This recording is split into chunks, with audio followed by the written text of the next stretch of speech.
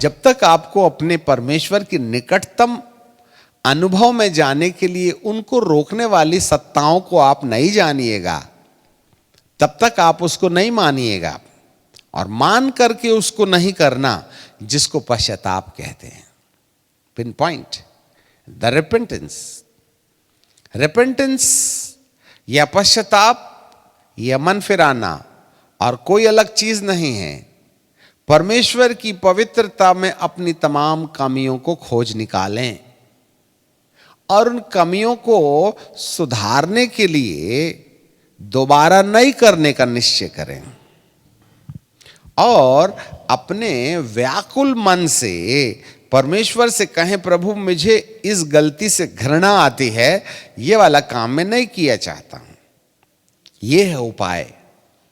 ये चेलों को दिया गया अधिकार डीएक्टिवेटेड था, नहीं तो वो उस दुष्ट आत्मा को निकाल देते।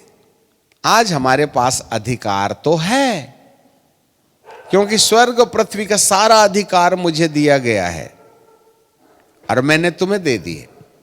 ये 7 अधिकार रखने वाले यीशु पिता के दाहिने ओर बैठ करके स्वर्ग का आनंद नहीं उठा रहे हैं, वरन उसे परमेश्वर ने कलीसिया को दे दिया है। और यह 7 अधिकार परिपूर्णता है जो कलीसिया के पास है। अब कलीसिया को इन अधिकारों को साधना है। यदि आप इन अधिकारों को साधिएगा नहीं या इन अधिकारों पर सिद्ध नहीं बनिएगा, तो चेलों के समान यीशु की नकल में हम दुष्ट आत्माओं को भोलेंगे जरूर, परंतु वे जाएंगी वगैरह नहीं। हम बाइबल के सिस्टम को इस्तेमाल जरूर करेंगे, परंतु हमें प्रार्थनाओं का उत्तर नहीं मिल पाएगा। इसलिए उपवास और उपाय, उपवास मतलब खाना नहीं खाना अकेला नहीं होता है, परंतु अपनी इच्छाओं का दमन है। To stand against, to war against our own self, own dignity and identity. हम अपनी इच्छा पूरा करते हैं। इच्छाओं को मार डालिएगा, अपनी व्यस्तता को मार डालिएगा, मोबाइल का चक्कर मार डालिएगा। थोड़ा ट्राई करो ना, पूरा नहीं बनता है तो एटलीस्ट मन तो बनाओ कि आप पत्नी को प्यार करिएगा। एटलीस्ट मन तो बनाइए कि आप माँ बाप को माफ करेंगे। एटलीस्ट ट्राई तो कीजिएगा, जिससे टूट गया है रिश्ता उसके करीब जाने का उपाय तो करिएगा आप। पूरा नहीं बनता है कोई बात नहीं, कम से कम माहौल तैयार कीजिएगा कि जिनसे अनबोल है उनसे बोलने का हम प्रयास करें, कुछ सुलह निकलेगा, प्रभु तुम्हारी मदद करेगा। जी हाँ, यह उपाय।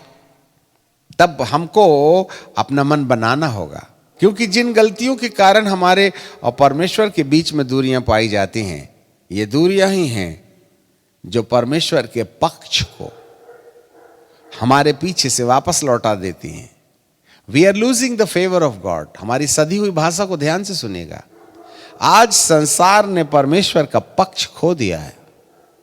आज हमारे देश ने परमेश्वर का पक्ष खो दिया है। आज हमारे प्रांत ने, हमारे समाज ने, हमारी कलीसिया ने परमेश्वर का पक्ष खो दिया। God is not behind us, we are losing the favour of God. क्यों?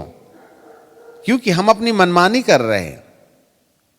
हमको जो सूझबूझ लगती है उसी की अधीनता में हम अपने सिस्टम को, नया नया सिस्टम को बना रहे हैं। विश्वास करने के अलग अलग तरीकों को हम लोग खुद चुनते चले जा रहे हैं। बाइबल के सिस्टम को काम में मत लाइए, अपना दिमाग लगाते रहिएगा।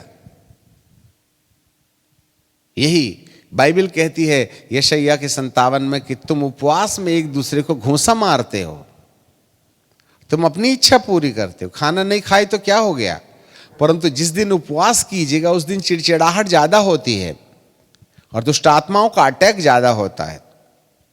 उपवास का निश्चय कीजिए, फिर देखिएगा मोहल्ले के भूत आपके दरवाजे में होंगे। आखिर आ क्यों रहे हैं? क्योंकि कहीं ना कहीं हमारी जिंदगी उनको इनविटेशन देती है कि आओ आज हम उपवास कर रहे हैं, हमको उपवास मत करने दो, फिर देख लेना। नाम शांत कुमार बेटा जिंदगी कभी ने सताया, उस दिन क्रॉकरी की टेबल गिरा देगा। जिस पत्नी शांतिबाई पत्नी ने आपको कभी नाराजगी नहीं दिखाई, उपवास के दिन फिर देख लेना उसका रूप विकरार हो जाता है। जिस समय आपको अभिषेक मिलना होता है, फिर देख लेना उसी दिन मेहमान आ जाते हैं उपवास के दिन में। जी हाँ, जब कभी भी ऐसा लगता है कि अब हम बहुत प्रभु के निकट हैं, उसी समय एक धमाका होता है। Something is wrong inside of our life. That's why this demonic forces is behind us, because we are losing the presence of God. Yes, कोई कोने में पश्चाताप नहीं हुआ है जिससे कि बनता बनता बनता बनता 99 पॉइंट बनता काम 100वें पॉइंट के आने से पहले टूट जाता है। Why? There is something inside. यही है उपाय। चेले इसलिए निकाल नहीं पाए क्योंकि उन्होंने उपाय नहीं किया। उपाय नंबर 1 पश्चाताप।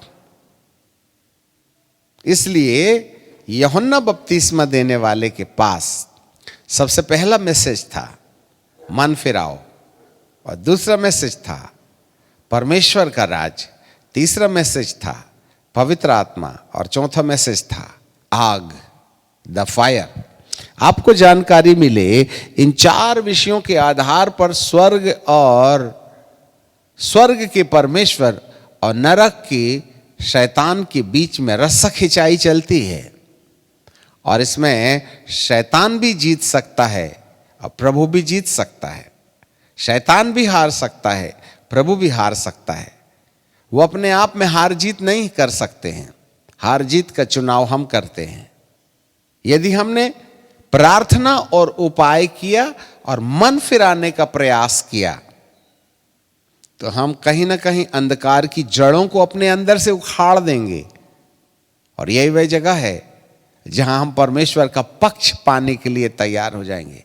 एक लाइन हम कहना चाहते हैं, जिसकी जिंदगी में पश्चाताप नहीं है, आप कभी भी परमेश्वर का पक्ष नहीं ले सकते। Yes, without the repentance, none of the person can have the favor of God. याद रखिएगा, यदि आपको परमेश्वर का पक्ष चाहिए तो पश्चाताप सबसे पहली बुनियाद है। और आज विश्व से, कलीसिया से, याजकों से पश्चाताप का अंत हो गया, इंतकाल हो गया है। और यही कारण है कि हमने परमेश्वर की छाया खो दी, और दुष्ट आत्माओं के साम्राज्य में हमारा गहरा योगदान इसलिए है क्योंकि हम पश्चाताप रहित जीवन जीते हैं। हमें अपनी गलतियों का एहसास नहीं होता। हम गलती जरूर करते हैं, परंतु गलती को मानने के लिए तैयार नहीं है। यही है स्वाभिमान, और यही हमारे अंदर बीमारी लेके आता है। यही हमारी आर्थिक समस्याओं का कारण है, क्योंकि परमेश्वर का पक्ष खो देना ही अंधकार के साम्राज्य को अपने अंदर ला लेना है। और यदि कोई व्यक्ति अपने अंदर से अंधकार के साम्राज्य को खो देना चाहता है या निकाल देना चाहता है, उसको अंत कर देना चाहता है, तो उसे परमेश्वर का पक्ष खोजना पड़ेगा, फेवर ऑफ गॉड।